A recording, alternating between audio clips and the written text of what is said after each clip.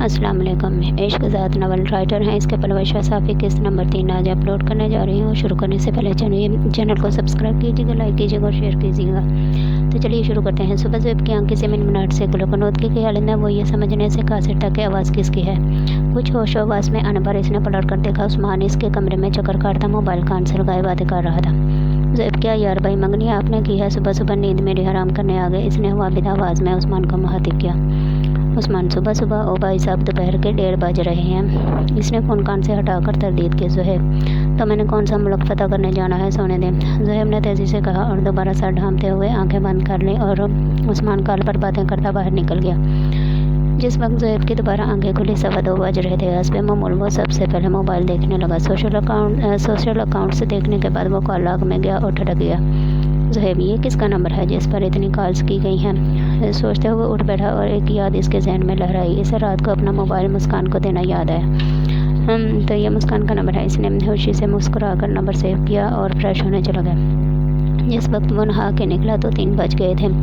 Dressing table के आगे खड़े होकर बाल बनाए, फिर परफ्यूम लगाकर कमरे से बाहर आए। सीढ़ियाँ फलांगता जब नीचे आया तो लॉन्च उस वक्त खाली पड़ा था। सब खा पी कर वापस आराम करने अपने कमरों में जा चुके थे। ज़ुहैब मामा मैं दोस्तों के साथ बाहर जा रहा हूँ, इसने पोर्च की तरफ जाते बुलंद आवाज़ में कहा। मामा ज़ुहैब खाना तो खा के जाम। ज़ुहैब ने किचन से आती मामा की आवाज़ सुनी। ज़ुहैब दोस्तों के साथ खा लूँगा मामा बाय। इसने लॉन्च की सीढ़ियाँ बोर गई। दोपहर की तपती धूप में इसकी आंखें चंदे आ गई। वो सन ग्लासेस पहनता गाड़ी में बैठ गया। हॉर्न बजाकर चौकीदार को गेट खोलने की इतला दी। चौकीदार अपने क्वार्टर से भागता हुआ आया और गेट खोल दिया। इसने कार रिवर्स करना शुरू की और गेट पार करके सड़क पर ले आया। चौकीदार ने मदबंदा से हाथ उठाकर सलाम किया। ज़ुहैब ने मुस्कुराकर जवाब में सर को हम दी और कार तेज़ी से बढ़ा दी। शाम के वक्त हारिस साहब अपने घर के लॉन में बैठे थे। नायला बेगम उनको चाय पेश करके अंदर की तरफ बढ़ गई। हारिस साहब आओ शकील बैठो। बेगम ने 1 कप चाय और लाना। उन्होंने शकील साहब को अपनी तरफ आते देखकर मुखातिब किया और बेगम को इनके लिए चाय लाने की हिदायत दी। हारिस साहब सबसे बड़े हैं और ये सब 5 बहन भाई हैं। सब शादियां करके अपनी अपनी ज़िंदगियों में सेटल्ड हैं। दूसरी बहन रुखसाना अपनी फैमिली के साथ दुबई में रहाइश पजीर हैं। इनके बाद शकील साहब हैं जो अपने बड़े भाई हारिस साहब के साथ जॉइंट फैमिली सिस्टम में रहते हैं और छोटी दोनों बहनें महरीन और हाजरा कराची में मुकीम हैं। इस कहानी के मरकज़ी किरदारों में हारिस साहब और नायला बेगम के 2 बच्चे हैं, बड़ा बेटा अरफान और बेटी मुस्कान। हारिस साहब रिटायर्ड प्रोफेसर है और अरफान सरकारी मुलाजिम के तौर पर अपने फ़राइज़ सर अंजाम देता है। मुस्कान कॉलेज में साल 2 की स्टूडेंट है। शकील साहब और समरीन आंटी के 3 बच्चे हैं। शकील साहब बैंक में मैनेजर हैं। बड़ा बेटा हुरम जो दुबई में कारोबार करता है और रुखसाना का दामाद भी है। बेटियां कोमल और सितारा है। कोमल मास्टर की डिग्री कर रही है और सितारा मुस्कान के हमरा कॉलेज स्टूडेंट है। दोनों भाइयों ने अपने औलाद को खासी तवज्जो से तरबियत दी। इन्हें दुनिया के सारे तौर तरीके बताने के साथ दीनी और दुनियावी तालीम भी दिलाई। इन्हें वक्त के साथ साथ चलना सिखाया और इत्तेफाक से रहने की तलकीन करते रहे। हारिस साहब और शकील दोनों ही मियां रवि और अदल इंसाफ के कायल हैं। घर का नज़्म ज़ब्त दोनों के बाहमी तावन से चलता है। समरीन आंटी और जहरा सुहेला आपस में बहुत पक्की सहेलियां हैं और अपनी दोस्ती को हमेशा के लिए बरकरार रखने के लिए अपने बच्चों का रिश्ता करवा दिया। सुहेल अहमद और ज़हरा की बड़ी बेटी मरियम अपने मियाँ और 2 बच्चों समेत इस्लामाबाद में रहती है और दूसरा बेटा उस्मान सबसे छोटा ज़ुहैब। सुहेल अहमद बिजनेसमैन है और बड़ा बेटा उस्मान भी इनके साथ बिजनेस से मुंसलिक है, जबकि ज़ुहैब ने हाल ही में ग्रेजुएशन मुकम्मल की है। उस्मान को 2 महीने बाद बिजनेस के सिलसिले में मुल्क से बाहर जाना है और इनकी फैमिली के ख्वाहिश थी कि जाने से पहले उस्मान और कोमल की शादी कर दी जाए, तो अगले महीने की 22 तारीख को शादी तय पाई। वो रात के खाने के बाद अपने बेडरूम में आई और कल कॉलेज जाने की तैयारी करने लगी। मुस्कान या अल्लाह असाइनमेंट तो बनाई ही नहीं, इसने अफसोस से मुँह बनाए कहा।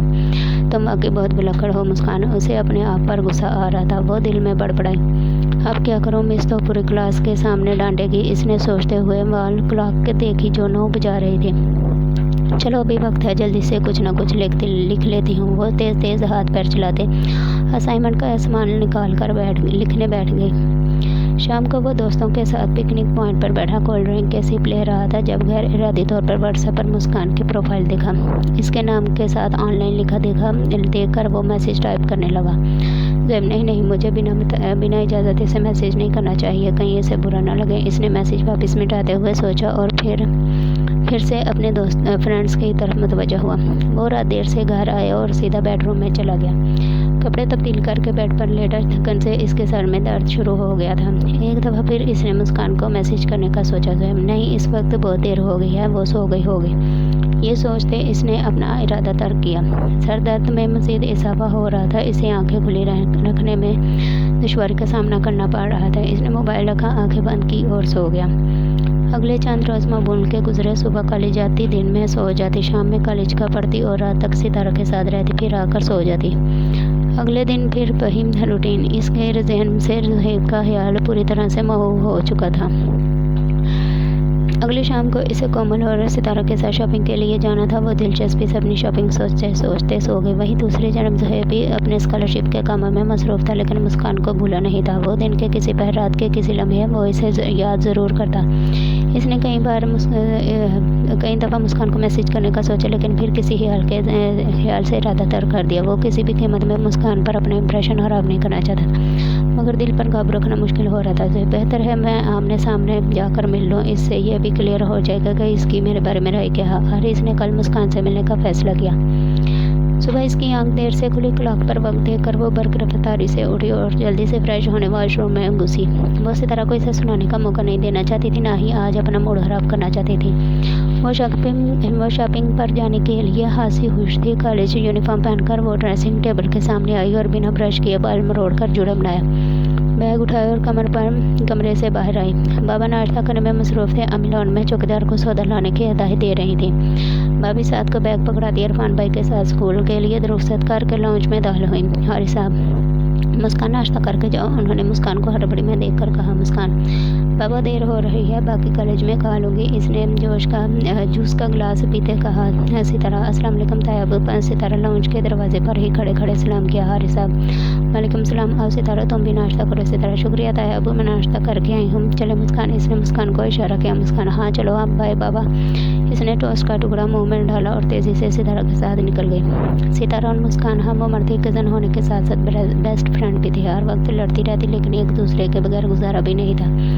دونوں ہی ایک ہی کالج میں پڑھتے تھے۔ ستارہ آرٹ اسٹوڈنٹ تھی اور مسکان اکنامکس کی۔ کسی بھی موقع پر اگر ایک دوسرے کی ضرورت ہوتی تو دوسری ہر حال میں حاضر ہوتی۔ کالج میں دونوں اپنے اپنے ڈپارٹمنٹ پہنچی اور جلدی سے کلاس میں جا پہنچی۔ ستارہ تم آج کل کچھ زیادہ ہی لاپرواہ نہیں ہو گئی، دھیان کہاں رہتا ہے تمہارا، کہیں کسی افیئر کے چکر میں تو نہیں پڑ گئی؟ اس نے بریک کے دوران مسکان کو کندھے پر تھپڑ مار کر پوچھا۔ مسکان نہیں یار کیا بات کر رہی ہو، میں کیوں چلانے لگی، اب میں کیوں افیئر چلانے لگی، گھر پر پتہ چلا تو جان سے مار دیں گے، اس نے بکھلائے ہوئے انداز میں کہا۔ ستارہ اور تم نے شاپنگ لسٹ بھی نہیں بنائی ہوگی؟ مسکان نے بنائی ہے، بیگ میں ہے، چھٹی کے وقت دکھاؤں گی، وہی تو کرتی رہی ہوں رات کو، اس لیے صبح دیر ہو گئی، اس نے اطمینان سے وضاحت دی۔ چھٹی ہونے کے بعد دونوں بس اسٹاپ تک پیدل چلتی باتوں میں مگن تھی۔ مسکان ستارہ کو لسٹ دکھا رہی تھی۔ زہیب ہائے، وہ مسکان کو مسکراتا ہوا ان کے سامنے آیا۔ ستارہ ہائے زہیب آپ یہاں، اس نے رک کر حیرت سے پوچھا۔ مسکان بھی اپروچ چکا کر دیکھنے لگے۔ زہیب ہاں وہ میں ایک دوست سے ملنے آیا تھا، اس نے مسکان پر نظریں جمائے ہوئے بہانہ بنایا۔ ستارہ گرلز کالج میں لڑکے نہیں پڑھتے؟ ستارہ نے سوالیہ انداز سے اسے گھورا۔ زہیب ہم نہیں، وہ پڑھاتا ہے۔ زہیب اسے مکمل نظر انداز کیا، مسکان سے بات کرنے کا موقع تلاش کر رہا تھا۔ مسکان نے سر جھکائے، قدم بڑھائے تو وہ بھی ساتھ چلنے لگا۔ ستارہ اچھا کس مضمون کا استاد ہے؟ ایک کے بعد دوسرا سوال پوچھا گیا۔ زہیب کون؟ اس نے بے دہانی میں کہا۔